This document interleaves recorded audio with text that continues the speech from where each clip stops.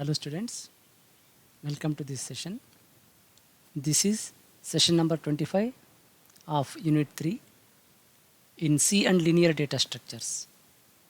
This unit includes types of data structure, classification of data structures. Mainly, one of the important linear data structure, that is stack data structure. Today, here in this session, we are going to discuss about definition of data structure and classification of the data structure. ಈ paper C and linear data structures ಅಂದರೆ ಒಂದು ಪಾರ್ಟಲ್ಲಿ C language ಕಲಿತೀರಿ, part ಎನಲ್ಲಿ arrays and functions, pointers and structures ಆ 4 concept ಕಲಿತೀರಿ.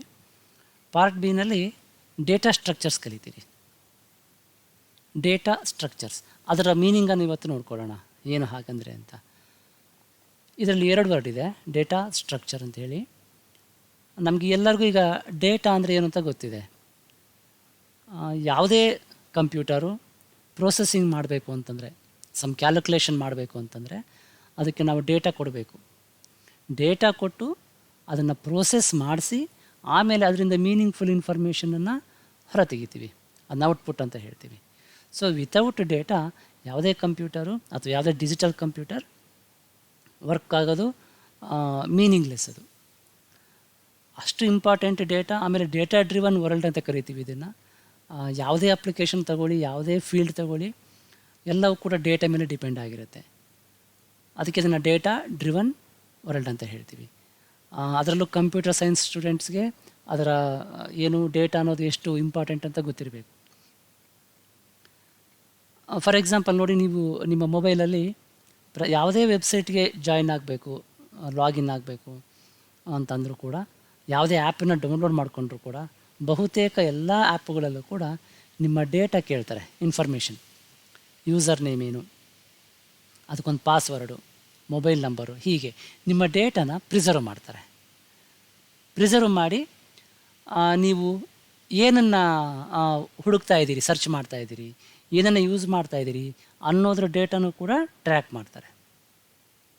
ಇದೆಲ್ಲದರ ಉದ್ದೇಶ ಏನು ಅಂತಂದರೆ, ಅವ್ರಿಗೆ ಡೇಟಾ ಬೇಕಾಗಿದೆ. ಈ ಪರ್ಟಿಕ್ಯುಲರ್ ಯೂಸರ್ ಏನನ್ನು ನೋಡೋಕ್ಕೆ ಇಷ್ಟಪಡ್ತಾನೆ, ಯಾವ ವಸ್ತುಗಳನ್ನು ಪರ್ಚೇಸ್ ಮಾಡ್ತಾನೆ, ಯಾವುದರಲ್ಲಿ ಆಸಕ್ತಿ ಇದೆ, ಅದರ ಆಧಾರದ ಮೇಲೆ ನಿಮಗೆ ಅಡ್ವರ್ಟೈಸ್ಮೆಂಟ್ಸನ್ನು ಅಥವಾ ಆ್ಯಡ್ಸನ್ನು ಏನು ಮಾಡ್ತಾರೆ, ಪಾಪ್ ಮಾಡ್ತಾರೆ. ಅದರಿಂದ ಅವ್ರಿಗೆ ಹಣ ಗಳಿಸ್ಬೋದು, ಆ ಪರ್ಟಿಕ್ಯುಲರ್ ಆ್ಯಪನ್ನು ಡೆವಲಪ್ ಮಾಡಿರೋರು ಅಥವಾ ವೆಬ್ಸೈಟ್ನವರು. ಹೀಗಾಗಿ ಎಲ್ಲವೂ ಕೂಡ ನಿಮ್ಮ ಬಗ್ಗೆ ಗೊತ್ತಾಗೋದು ಅವ್ರಿಗೆ ಹೇಗೆ ಅಂತಂದರೆ ಡೇಟಾ. ಸೊ ತುಂಬ ಇಂಪಾರ್ಟೆಂಟ್ ಆಗಿರೋಂಥ ಈ ಕಾಂಪೊನೆಂಟನ್ನು ನಾವು ಕಂಪ್ಯೂಟ್ರಲ್ಲಿ ಸ್ಟೋರ್ ಮಾಡ್ತೀವಿ. ಯಾವುದೇ ಪ್ರೋಗ್ರಾಮನ್ನು ರನ್ ಮಾಡಬೇಕು ಅಂದರೆ ನಾವೇನು ಮಾಡ್ತೀವಿ, ಫಸ್ಟ್ ಅದಕ್ಕೊಂದಷ್ಟು ಇನ್ಪುಟ್ ಕೊಡ್ತೀವಿ, ಪ್ರೋಸೆಸ್ ಮಾಡ್ತೀವಿ, ಅದರ ಔಟ್ಪುಟ್ ತಗೊಳ್ತೀವಿ, ಅದನ್ನು ಹಾಗೆ ಸ್ಟೋರ್ ಮಾಡ್ಕೊಳ್ತೀವಿ ಔಟ್ಪುಟ್ಟನ್ನು ಫರ್ದರ್ ಯೂಸ್ಗೆ. ಇದು ನೀವು ಫಸ್ಟ್ ಸೆಮಿಸ್ಟ್ರಲ್ಲಿ ಕಲ್ತಿದ್ದೀರಿ, ಏನದು ಇನ್ಫಾರ್ಮೇಷನ್ ಪ್ರೊಸೆಸಿಂಗ್ ಸೈಕಲ್ ಅಂತೇಳಿ. ಸೊ ಇಲ್ಲಿ ಮೇನ್ ಕಾನ್ಸೆಪ್ಟ್ ಏನು ಅಂತಂದರೆ, ನಾವು ಕಂಪ್ಯೂಟರ್ ಒಳಗಡೆ ಡೇಟಾನ ಸ್ಟೋರ್ ಮಾಡಬೇಕಾಗತ್ತೆ. ಆ ಸ್ಟೋರ್ ಮಾಡುವಾಗ ಎಲ್ಲವನ್ನು ಒಂದೇ ಥರ ಸ್ಟೋರ್ ಮಾಡಲ್ಲ ನಾವು. ಫಾರ್ ಎಕ್ಸಾಂಪಲ್ ನೋಡಿ, ನಾವು ನಮ್ಮ ಮನೆಯಲ್ಲೇ ವಸ್ತುಗಳನ್ನು ಹೇಗೆ ಸ್ಟೋರ್ ಮಾಡಿರ್ತೀವಿ ನೋಡಿ. ಯಾವುದು ನಮಗೆ ಫ್ರೀಕ್ವೆಂಟಾಗಿ ಪದೇ ಪದೇ ಬೇಕಾಗಿರುತ್ತೆ ಅದು ನಮಗೆ ಹತ್ತಿರ ಇರೋಂಗೆ ಇಟ್ಕೊಂಡಿರ್ತೀವಿ. ಯಾವುದರ ಅಗತ್ಯ ಕಡಿಮೆ ಇರುತ್ತೆ ಅದನ್ನು ದೂರದಲ್ಲಿ ಇಟ್ಕೊಂಡಿರ್ತೀವಿ. ಅಡುಗೆ ರೂಮಲ್ಲಿ ನೀವು ನೋಡಿದ್ರೆ ಆ ಶೆಲ್ಫ್ಗಳನ್ನು ನೋಡಿದ್ರೆ ಆ ಪಾತ್ರೆಗಳನ್ನು ಜೋಡಿಸ್ಕೊಳ್ಳಿಕ್ಕೆ ಹೇಗಿರುತ್ತೆ ರ್ಯಾಕು, ಈ ಥರ. ಅಂದರೆ ಸ್ಟೋರೇಜ್ ಅಂತಂದರೆ ಅದಕ್ಕೊಂದು ಆರ್ಗನೈಸ್ಡ್ ಮ್ಯಾನರ್ ಇರ್ತದೆ. ಆ ಥರ ಜೋಡಿಸಿದ್ರೆ ನಮ್ಮ ಕೆಲಸ ಬೇಗ ಆಗುತ್ತೆ ಮತ್ತು ಈಸಿ ಆಗುತ್ತೆ. ಅದೇ ಥರ ಕಂಪ್ಯೂಟರ್ ಒಳಗಡೆ ಡೇಟಾನ ನಾವು ಬೇರೆ ಬೇರೆ ಮೆಥಡಲ್ಲಿ ಸ್ಟೋರ್ ಮಾಡ್ಬೋದು. ಆ ಡಿಫ್ರೆಂಟ್ ಸ್ಟ್ರಕ್ಚರ್ಸನ್ನು ನಾವೇನಂತ ಕರಿತೀವಿ, ಡೇಟಾ ಸ್ಟ್ರಕ್ಚರ್ಸ್ ಅಂತ ಕರಿತೀವಿ. ನಮ್ಮ ಉಪಯೋಗಕ್ಕೆ ಅನುಗುಣವಾಗಿ ಅದರ ಆಧಾರದ ಮೇಲೆ ನಾವು ಡೇಟಾನ ಡಿಫರೆಂಟ್ ಮಾಡೆಲ್ಸಲ್ಲಿ, ಡಿಫರೆಂಟ್ ಸ್ಟ್ರಕ್ಚರ್ಸಲ್ಲಿ ಸ್ಟೋರ್ ಮಾಡ್ತೀವಿ. ಹಾಗಿದ್ರೆ ನಾವು ಡೆಫಿನೇಷನ್ ಏನಂತ ಕರಿಬೋದು, A data structure is a method of storing data in a computer. ಇದೊಂದು ಮೆಥಡು. ಹೇಗೆ ಸ್ಟೋರ್ ಮಾಡಬೇಕು ಅಂತಂದರೆ, so that it can be used efficiently. ಆ ಡೇಟಾನ ಎಫಿಷಿಯೆಂಟಾಗಿ ಯೂಸ್ ಮಾಡೋಕ್ಕೆ ಸಾಧ್ಯ ಆಗಬೇಕು. ಅಂದರೆ ಅದನ್ನು ಕ್ವಿಕ್ಕಾಗಿ ಆಕ್ಸೆಸ್ ಮಾಡೋಕ್ಕೆ ಸಾಧ್ಯ ಆಗಬೇಕು, ಸ್ಟೋರ್ ಮಾಡೋಕ್ಕೂ ಸುಲಭ ಆಗಬೇಕು. ಹೀಗೆ ಬೇರೆ ಬೇರೆ ಆಯಾಮಗಳಲ್ಲಿ ನಮಗದು ಎಫಿಷಿಯೆಂಟಾಗಿ ವರ್ಕ್ ಆಗಂಗೆ ಇರಬೇಕು. ಆ ಥರ ಸ್ಟೋರ್ ಮಾಡೋಂಥ ಮೆಥಡನ್ನು ನಾವು ಡೇಟಾ ಸ್ಟ್ರಕ್ಚರ್ ಅಂತ ಕರಿತೀವಿ.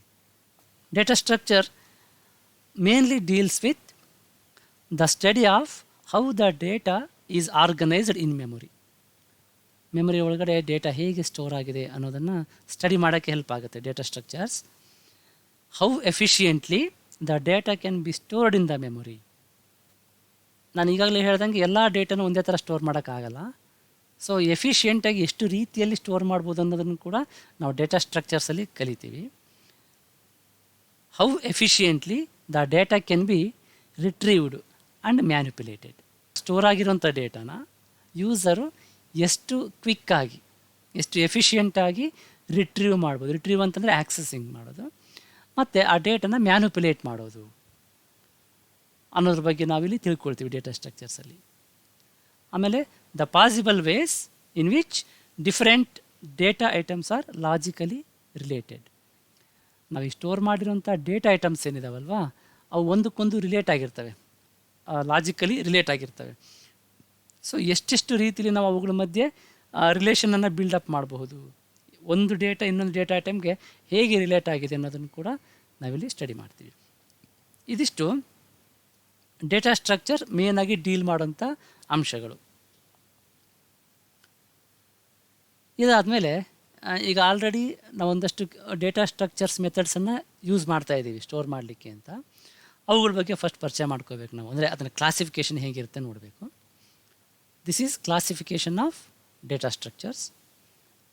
ಅದನ್ನು ನಾವೇನು ಮಾಡಿದ್ದೀವಿ, ಸ್ಥೂಲವಾಗಿ 2 ಕ್ಯಾಟಗರಿ ಮಾಡಿದ್ದೀವಿ ಡೇಟಾ ಸ್ಟ್ರಕ್ಚರ್ಸನ್ನು: primitive data structures and non primitive data structures. 2 ರೀತಿ ಇದೆ.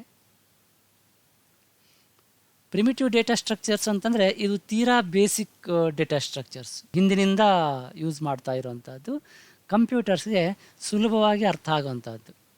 ಅಡಿಷನಲ್ಲಾಗಿ ಏನು ಎಫರ್ಟ್ ಬೇಕಾಗಿಲ್ಲ ಆ ಮಷಿನ್ಗೆ. ಅದಕ್ಕೆ ಎಕ್ಸಾಂಪಲ್ ಇಂಟೀಜರ್ ಇದೆ, ಫ್ಲೋಟ್ ಇದೆ, ಕ್ಯಾರೆಕ್ಟರ್, ಡಬಲ್, ಪಾಯಿಂಟರ್ಸ್. ಇದಿಷ್ಟು ಕೂಡ ಪ್ರಿಮಿಟಿವ್ ಡೇಟಾ ಸ್ಟ್ರಕ್ಚರ್ಸ್. ಓಕೆ, ಇದೆಲ್ಲ ನಮಗೆ ಪರಿಚಯ ಇದೆ. ಈಗಾಗಲೇ ಇಂಟನ್ನು ಯೂಸ್ ಮಾಡಿದ್ವಿ ಸಿ ಪ್ರೋಗ್ರಾಮ್ ಬರೆಯುವಾಗ, ವೇರಿಯೇಬಲ್ಸನ್ನ ಡಿಕ್ಲೇರ್ ಮಾಡುವಾಗ ನಾವು ಇಂಟ್ ಎ ಇಂಟ್ ಬಿ ಈ ಥರ ಎಲ್ಲ ಡಿಕ್ಲೇರ್ ಮಾಡಿದ್ದೀವಿ. ಅಂದರೆ ಒಂದು ಪರ್ಟಿಕ್ಯುಲರ್ ವೇರಿಯೇಬಲನ್ನು ಇಂಟೀಜರ್ ಟೈಪ್ ಆಗಿ ಸ್ಟೋರ್ ಮಾಡುವಂಥ, ನೋಡಿ ಏಕೆ ನಿಮ್ಗೆ ಇಲ್ಲಿ ಕನೆಕ್ಟ್ ಆಗ್ತಾ ಇದೆ, ಡೇಟಾ ಸ್ಟ್ರಕ್ಚರ್ಸ್. ನಾನು ಕೊಡುವಂಥ ಡೇಟಾನ ಇಂಟೀಜರ್ ಆಗಿ ಸ್ಟೋರ್ ಮಾಡು ಅಂತ ಇನ್ಸ್ಟ್ರಕ್ಷನ್ ಕಂಪ್ಯೂಟರ್ಗೆ. ಇಂಟೀಜರ್ ಆಗಿ ಸ್ಟೋರ್ ಮಾಡಬೇಕು ಅಂತಂದರೆ ಅದೊಂದು ಸಪ್ರೇಟ್ ಮೆಥಡ್ ಅಲ್ವಾ. ಹೇಗೆ, ಪ್ರತಿ ಇಂಟೀಜರ್ಗೂ 2 ಬೈಟ್ಸ್ ಆಫ್ ಮೆಮೊರಿ ಬೇಕು ಸ್ಟೋರ್ ಮಾಡಲಿಕ್ಕೆ. ಸೊ 2 ಬೈಟ್ ಮೆಮೊರಿನ ಮೇನ್ ಮೆಮೊರಿ ಒಳಗಡೆ ಅಲೋಕೇಟ್ ಮಾಡ್ಕೊಳ್ಳುತ್ತೆ ಕಂಪೈಲರ್, ಅಲ್ಲಿ ಸ್ಟೋರ್ ಮಾಡ್ಕೊಳ್ಳುತ್ತೆ. ಫ್ಲೋಟಿಂಗ್ ಪಾಯಿಂಟ್, ಒಂದು ವೇರಿಯೇಬಲನ್ನು ನನಗೆ ಡೆಸಿಮಲ್ ಪಾಯಿಂಟ್ಸು ಸೇರಿಸಿ ಬೇಕಪ್ಪ ಅಂತಂದರೆ ನಾನು ಅದನ್ನು ಫ್ಲೋಟ್ ಆಗಿ ಡಿಕ್ಲೇರ್ ಮಾಡ್ತೀನಿ, ಫ್ಲೋಟ್ ಬಿ ಅಂತ.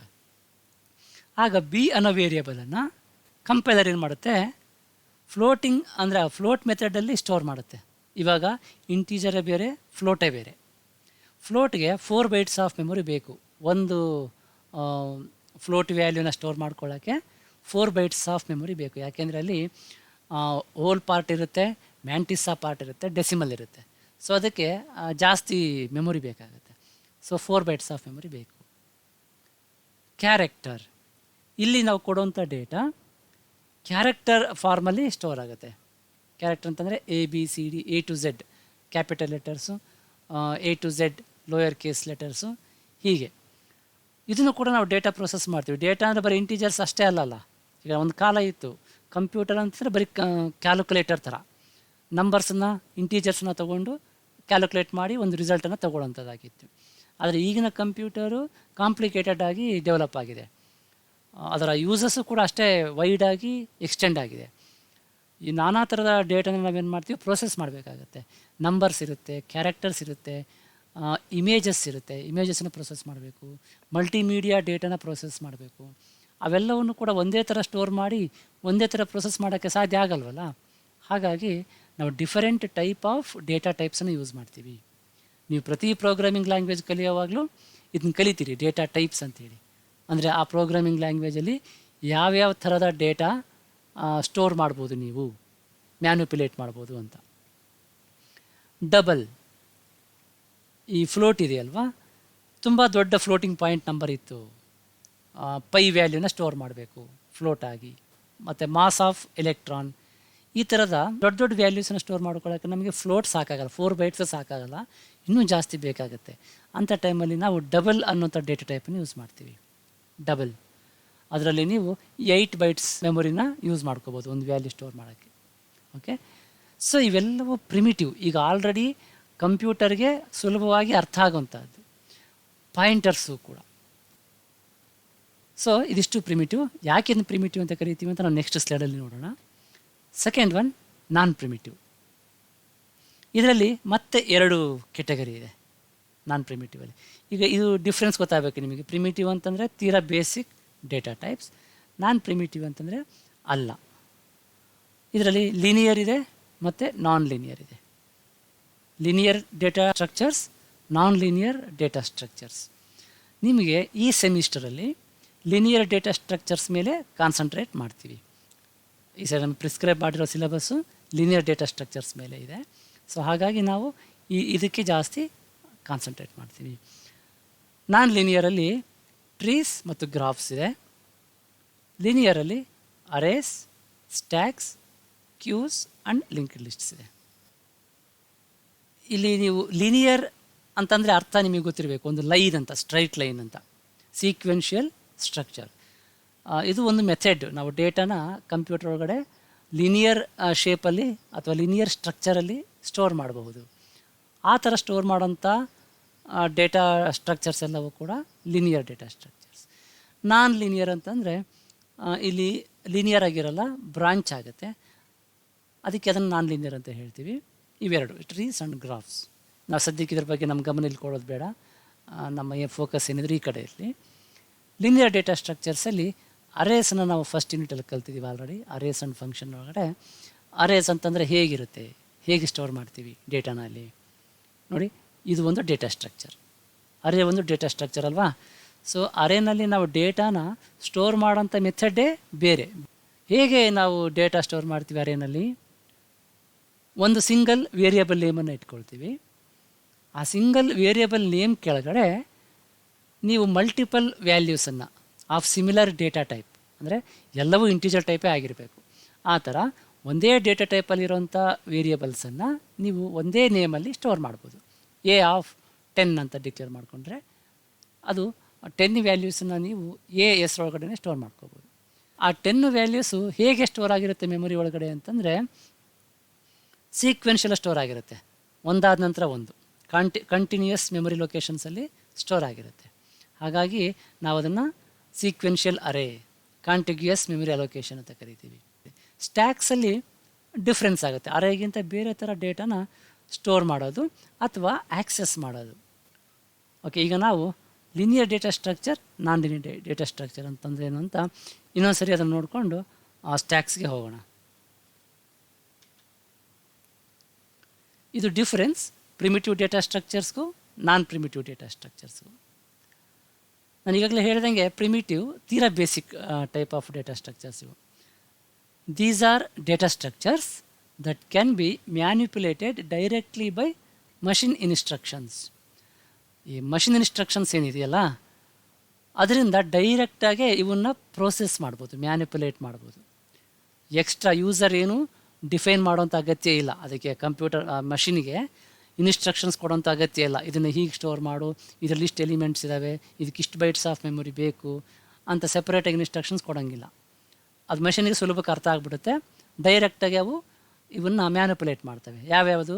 Int, float, character, double, etcetera.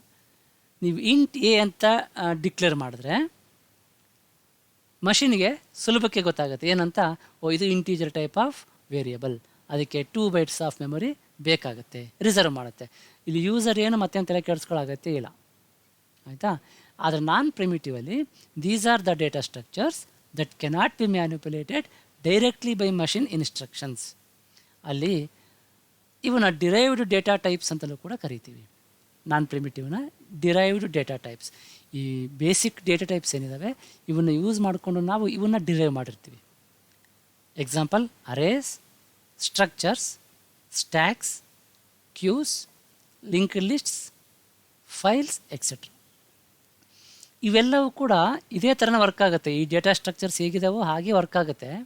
ನೀವು ಡಿಕ್ಲೇರ್ ಮಾಡ್ಬೋದು ಅರೇಸನ್ನು, ಸ್ಟ್ರಕ್ಚರ್ಸನ್ನು ಇದೇ ಥರನೇ. ಬಟ್ ಅಲ್ಲಿ ನಾವು ಅಡಿಷನಲ್ ಆಗಿ ಆ ಮಷೀನಿಗೆ ಒಂದಷ್ಟು ಇನ್ಫಾರ್ಮೇಷನನ್ನು ಕೊಡಬೇಕಾಗತ್ತೆ. ಅಂದರೆ ನಾನು ಡಿಕ್ಲೇರ್ ಮಾಡುವಂಥ ವೇರಿಯಬಲ್ ಇದು ಅರೇ ಟೈಪ್, ಇದಕ್ಕೆ ಸೈಜ್ ಎಷ್ಟು, ಅದರ ಸೈಜನ್ನು ಕೊಡಬೇಕಾಗತ್ತೆ. ಪ್ರತಿಯೊಂದು ಡೇಟಾ ಟೈಪ್ಗೆ ಇಲ್ಲಿ ಸಿಂಟ್ಯಾಕ್ಸ್ ಇರುತ್ತೆ, ಅದರ ಸೈಜ್ ಕೊಡಬೇಕಾಗತ್ತೆ. ಆಮೇಲೆ ಟೋಟಲ್ ಮೆಮೊರಿ ಎಷ್ಟು ಬೇಕಾಗುತ್ತೆ ಅದಕ್ಕೆ ಅನ್ನೋದನ್ನು ಕೂಡ ನಾವು ಇನ್ಸ್ಟ್ರಕ್ಷನ್ ಕೊಡಬೇಕಾಗತ್ತೆ. So machine cannot process these data types directly. Okay, ಇದು ಡಿಫ್ರೆನ್ಸ್, ಮೇನ್ ಡಿಫ್ರೆನ್ಸ್ ಪ್ರಿಮಿಟಿವ್ ಮತ್ತು ನಾನ್ ಪ್ರಿಮಿಟಿವ್ ಡೇಟಾ ಟೈಪ್ಸ್ಗೆ. ಇನ್ನು ಲೀನಿಯರ್ ಮತ್ತು ನಾನ್ ಲೀನಿಯರ್ ಡೇಟಾ ಸ್ಟ್ರಕ್ಚರ್ಸ್ಗೆ ಡಿಫ್ರೆನ್ಸನ್ನು ನೀವು ಈ ಪಿಕ್ಚರಲ್ಲಿ ಗಮನಿಸ್ಬೋದು. ಇದು ಲೀನಿಯರ್ ಡೇಟಾ ಸ್ಟ್ರಕ್ಚರ್ಸ್, ಇದು ನಾನ್ ಲೀನಿಯರ್ ಡೇಟಾ ಸ್ಟ್ರಕ್ಚರ್ಸ್. ಇಲ್ಲಿ ಕೊಟ್ಟಿರೋಂಥ ಬ್ಲಾಕ್ಸ್ ಏನಿದೆ ಆ ಎಲಿಮೆಂಟ್ಸು ಹೆಂಗೆ ಸ್ಟೋರ್ ಆಗಿರುತ್ತೆ ಮೆಮೊರಿ ಒಳಗಡೆ ಅನ್ನೋದನ್ನು ರೆಪ್ರೆಸೆಂಟ್ ಮಾಡುತ್ತೆ. ಲೀನಿಯರ್ ಸ್ಟ್ರೈಟ್ ಲೈನ್ ಅಂತ ನೋಡಿ, ಇದು ಫಸ್ಟ್ ಎಲಿಮೆಂಟ್, ಅದರ ನಂತರ second element, third element, fourth element, fifth element. ಇವು ಒಂದಾದ ನಂತರ ಒಂದು ಲೀನಿಯರ್ ಶೇಪಲ್ಲಿದ್ದಾವೆ, ಸ್ಟ್ರೈಟ್ ಲೈನ್ ಥರ ಸೀಕ್ವೆನ್ಷಿಯಲ್ ಆರ್ಡ್ರಲ್ಲಿ ಸ್ಟೋರ್ ಆಗಿರುತ್ತೆ. ನಿಮಗೆ ಸ್ಟಾರ್ಟಿಂಗ್ ಎಲಿಮೆಂಟ್ ಏನಿದೆ ಇದರ ಅಡ್ರೆಸ್ ಅಥವಾ ಇಂಡೆಕ್ಸ್ ಸಿಕ್ಕರೆ ಸಾಕು, ನಿಮಗೆ ಅದನ್ನು ಯೂಸ್ ಮಾಡಿಕೊಂಡು ಇವೆಲ್ಲವನ್ನು ಆ್ಯಕ್ಸೆಸ್ ಮಾಡ್ಬೋದು ಡ್ಯೂ ಟು ಸೀಕ್ವೆನ್ಷಿಯಲ್ ಸ್ಟ್ರಕ್ಚರ್. ಇಲ್ಲಿ ನಾನ್ ಲೀನಿಯರ್ ಡೇಟಾ ಸ್ಟ್ರಕ್ಚರ್ಸಲ್ಲಿ ಅಬ್ಸರ್ವ್ ಮಾಡಿ, ಇದು ಒಂದು ಎಲಿಮೆಂಟು, ಅದು ಎರಡು ಎಲಿಮೆಂಟ್ಗೆ ಕನೆಕ್ಟ್ ಆಗಿದೆ. ಅಗೇನ್ ಮತ್ತೆ ಈ ಎಲಿಮೆಂಟು ಕೂಡ ಎರಡು ಎಲಿಮೆಂಟಿಗೆ ಕನೆಕ್ಟ್ ಆಗಿದೆ. ಸೊ ನೀವು ಈ ಎಲಿಮೆಂಟಿಂದ ಇಲ್ಲಿಗೆ ಹೋಗಬೇಕಾ ಇಲ್ಲಿಗೆ ಹೋಗಬೇಕಾ ಡಿಸಿಷನ್ ಮಾಡಬೇಕಾಗತ್ತೆ. ಬ್ರಾಂಚಿಂಗ್ ಇದು ಅಲ್ವಾ, ಸೀಕ್ವೆನ್ಷಿಯಲ್ ಅಲ್ಲ. ಹಾಗಾಗಿ ಇದು ಕೂಡ ಅಷ್ಟೇ, ಇಲ್ಲೂ ಬ್ರಾಂಚಿಂಗ್ ಆಗಿದೆ. ಇದೊಂಥರ ಟ್ರೀ ಲೈಕ್ ಸ್ಟ್ರಕ್ಚರ್ ಇದೆ ನೋಡಿ, ರೂಟ್ ಇರುತ್ತೆ, ಸ್ಟೆಮ್ಮಿಂದ ಬ್ರಾಂಚಸ್ ಬರುತ್ತೆ ಈ ಥರ. ಈ ಬ್ರಾಂಚಸಲ್ಲಿ ಮತ್ತೆ ಬ್ರಾಂಚಸ್, ಲೀವ್ಸ್ ಇರುತ್ತೆ. ಈ ನಾನ್ ಲೀನಿಯರ್ ಡೇಟಾ ಸ್ಟ್ರಕ್ಚರಲ್ಲಿ ಟ್ರೀ ಅಂತ ಬರುತ್ತೆ, ಅದಕ್ಕೆ ಆ ಹೆಸರು ಕೊಟ್ಟಿದ್ದಾರೆ. ಸೊ ಇಲ್ಲಿ ನಾನ್ ಲೀನಿಯರ್ ಡೇಟಾ ಸ್ಟ್ರಕ್ಚರ್ಸಲ್ಲಿ ಎಲಿಮೆಂಟ್ಸು ಸೀಕ್ವೆನ್ಷಿಯಲ್ ಆಗಿ ಅರೇಂಜ್ ಆಗಿರಲ್ಲ, ಲೀನಿಯರ್ ಆಗಿ ಅರೇಂಜ್ ಆಗಿರಲ್ಲ. ಅದಕ್ಕೆ ನಾವು ಇವನ್ನು ನಾನ್ ಲೀನಿಯರ್ ಡೇಟಾ ಸ್ಟ್ರಕ್ಚರ್ಸ್ ಅಂತ ಕರಿತೀವಿ. ಇದು ಇವೆರಡಕ್ಕೂ ಡಿಫ್ರೆನ್ಸ್. ಇದಿಷ್ಟು ನೀವು ಇವತ್ತು ಕಲ್ತಿರೋವಂಥ ಸಮ್ಮರಿ. ಏನು definition of data structure. A data structure is a method of storing data in a computer so that it can be used efficiently. Definition. ಇದು ಕ್ಲಾಸಿಫಿಕೇಷನ್. ಡೇಟಾ ಸ್ಟ್ರಕ್ಚರ್ಸಲ್ಲಿ ಎರಡು ಟೈಪ್ ಇದೆ, ಪ್ರಿಮಿಟಿವ್, ನಾನ್ ಪ್ರಿಮಿಟಿವ್. ಪ್ರಿಮಿಟಿವಲ್ಲಿ basic data types ಇದೆ, non ಪ್ರಿಮಿಟಿವಲ್ಲಿ ಮತ್ತು linear, non linear ಇದೆ. ಲೀನಿಯರಲ್ಲಿ arrays, stacks, queues and linked lists. ನಮ್ಮ ಗಮನ ಈಗ ಸ್ಟ್ಯಾಕ್ಸ್ ಮೇಲೆ. ನೆಕ್ಸ್ಟ್ ಕ್ಲಾಸಲ್ಲಿ ನಾವು ಸ್ಟ್ಯಾಕ್ಸ್ಗೆ ಇಂಟ್ರೊಡ್ಯೂಸ್ ಮಾಡ್ಕೊಳ್ಳೋಣ. ಸ್ಟ್ಯಾಕ್ಸಲ್ಲಿ ಹೇಗೆ ಡೇಟಾ ಸ್ಟೋರ್ ಮಾಡ್ತೀವಿ ಅಲ್ಲಿ, ಆಮೇಲೆ ಅದ್ರ ಮೇಲೆ ಏನೇನು ಆಪ್ರೇಷನ್ಸ್ ಪರ್ಫಾರ್ಮ್ ಮಾಡ್ಬೋದು, ಹೇಗೆ ಆ್ಯಕ್ಸೆಸ್ ಮಾಡಬೇಕು ಸ್ಟ್ಯಾಕಿಂದ ಡೇಟಾನ ಅನ್ನೋದನ್ನೆಲ್ಲ ಕಲಿಯೋಣ ನೆಕ್ಸ್ಟ್ ಸೆಷನಲ್ಲಿ.